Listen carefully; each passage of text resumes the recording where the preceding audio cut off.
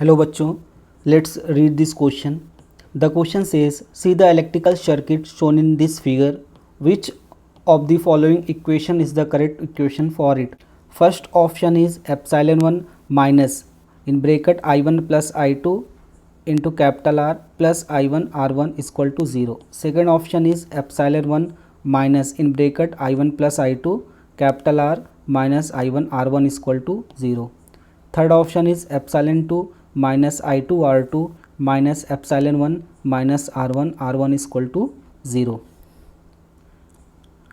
Fourth option is minus epsilon 2 minus in bracket I1 plus I2 into capital R plus I2 R2 is equal to 0. तो इस question को solve करने के लिए सबसे पहले कुछ की कंसेप्ट यहाँ पे डिस्कस करते हैं.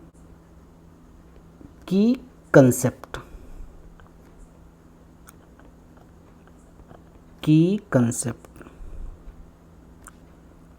तो यहाँ पे सबसे पहला जो हमारा की कंसेप्ट हो जाएगा किरचॉफ्स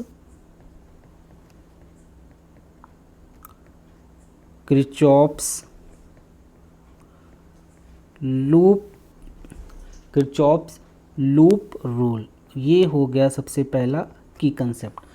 तो Kirchhoff's loop rule states that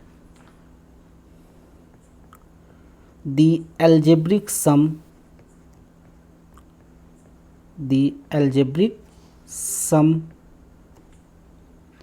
of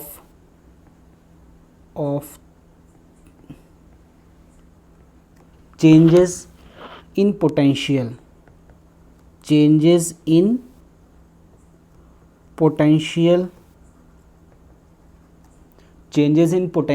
around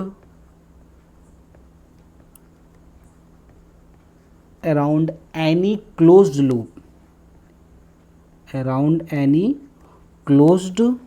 loop involving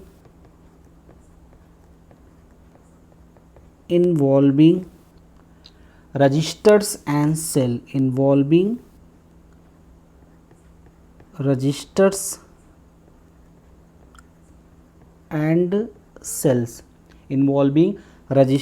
and cells in the loop is 0.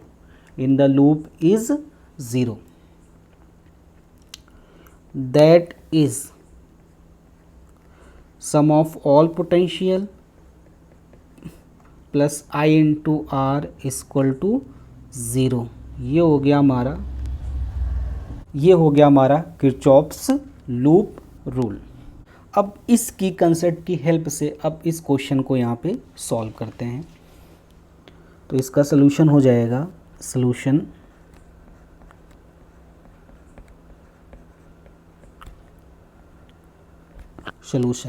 यहाँ पे एक सर्किट यहाँ पे गिवन है. तो सर्किट में यहाँ पे एक शेल है एप्सिलॉन 1 और दूसरा यहाँ पे शेल है एप्सिलॉन 2. तो फर्स्ट सेल से यहाँ पे कितनी करंट निकल रही है I1 और सेकेंड सेल से कितनी करंट यहाँ पे निकल रही है I2. और यहाँ पे एक्सटर्नल रेजिस्टेंस यहाँ पे कितना दिया हुआ है कैपिटल R. अब यहाँ पे नेमिंग कर देते हैं. ये A B C D E and F. तो यहाँ पे सबसे पहले यहाँ पे किरचॉफ्स लूप रूल अप्लाई करेंगे. applying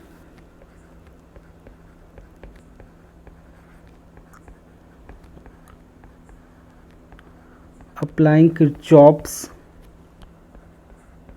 loop rule in loop A B C D A. तो सबसे पहले यहाँ पे लूप A से B, B से C, C से D, D टू A. तो इस लूप में सबसे पहले यहाँ पे किरचॉफ्स लूप रूल अप्लाई करेंगे. अब ये पॉइंट हो गया हमारा जंक्शन. तो जंक्शन पॉइंट में क्या होगा, इनकमिंग करंट यहाँ पे इस डायरेक्शन से कितनी करंट आ रही है यहाँ पे I1 और इस डायरेक्शन से कितनी करंट आ रही है I2. तो किरचॉफ्स जंक्शन लॉ के अकॉर्डिंग तो at junction, sum of incoming current किसके इक्वल हो जाएगा, सम ऑफ आउटगोइंग करंट। तो इस डायरेक्शन में यहाँ से कितनी करंट फ्लो होगी, I1 प्लस I2, ये हो गया। यानी इस जंक्शन पे यहाँ से इस डायरेक्शन से कितनी करंट आ रही है, I1, और इस डायरेक्शन से कितनी करंट आ रही है, I2, दोनों मिल के यहाँ पे कितनी करंट कैपिटल R के क्रॉस फ्लो होगा, I1 प्लस I2। अब यहाँ पे लूप ABCDA, लूप ABCDA में हम किरचॉफ्स लूप रूल यहाँ पे अप्लाई करेंगे। तो सबसे पहले A से कहाँ पे जाएंगे, B की तरफ। तो अगर A से B की तरफ जाएंगे, यहाँ पे करंट की डायरेक्शन में यहाँ पे हम लोग ट्रैवल कर रहे हैं, तो यहाँ से वोल्टेज क्या होगा, ड्रॉप होगा। तो इसके क्रॉस वोल्टेज कितना हो जाएगा, I1 plus I2 into R। तो इसके क्रॉस वोल्टेज यहाँ पे हो जाएगा I1 प्लस I2 ब्रैकेट में इंटू कैपिटल R, ये माइनस होगा क्योंकि यहाँ पे वोल्टेज ड्रॉप हो रहा है। उसके बाद B से C जाएंगे, फिर से C कहाँ पे जाएंगे, D। तो अगर C से यहाँ पे D जाएंगे तो हमें यहाँ पे एक स्मॉल R1 एक रजिस्टर यहाँ पे मिलेगा। तो और इसके अक्रॉस कितनी करंट फ्लो हो रही है, I1। तो इसके अक्रॉस वोल्टेज कितना हो जाएगा, I1 R1। तो इसके क्रॉस वोल्टेज यहाँ पे हो गया I1 R1। तो हम करंट की डायरेक्शन में यहाँ पे ट्रेवल कर रहे हैं, तो इसलिए माइनस हो जाएगा। क्या हो जाएगा यहाँ पे, माइनस। अब उसके बाद हमें यहाँ पे एक शेल मिलेगा ε1। क्या मिलेगा, ε1। तो यहाँ से देखो हम लोअर पोटेंशियल से किधर जा रहे हैं, हायर पोटेंशियल में। तो ये वोल्टेज क्या होगा, इंक्रीज़ होगा। तो ये हो जाएगा हमारा ε1 इक्वल टू यहाँ पे हो जाएगा 0। अब इसको अगर रीअरेंज करेंगे तो ये हो जाएगा ε1 माइनस